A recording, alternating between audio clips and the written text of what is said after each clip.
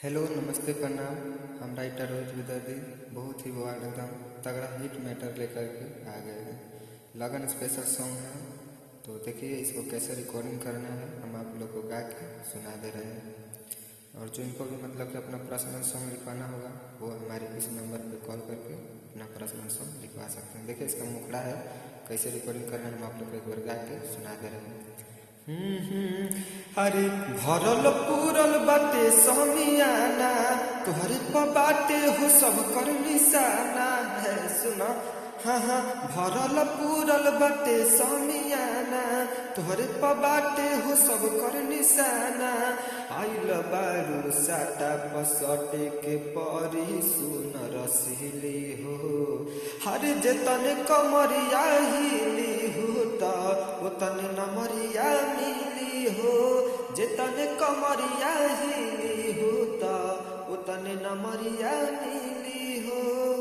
तो इसका मुखड़ा था, ऐसा ही आप लोग को गाना है।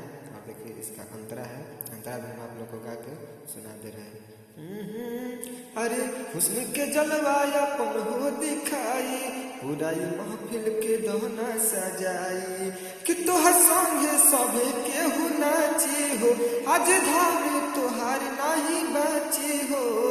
अरे सुना जुड़ा द जियरा सब कर खुश तू कद दिली हो। हर जतन कमरिया हिली हो त उतन नमरिया मिली हो। जितन कमरिया हिली हो त उतन नमरिया मिली हो। तो ऐसे ही आप लोग को रिकॉर्डिंग करना है। और जिनको भी लास्ट अंतरा लेना है वो हमारे इस नंबर पे कॉल करके अपना लास्ट अंतरा ले सकते हैं। 95 040 और 98 52। इस नंबर पे आप कॉल करके लिखवा सकते हैं अपना लास्ट अंतरा। Thank you. और आप लोग ऐसा ही वीडियो देखने के लिए हमारे चैनल पे बने रहिए। और जो भी हमारे चैनल पे हैं प्लीज़ चैनल को सब्सक्राइब कीजिए।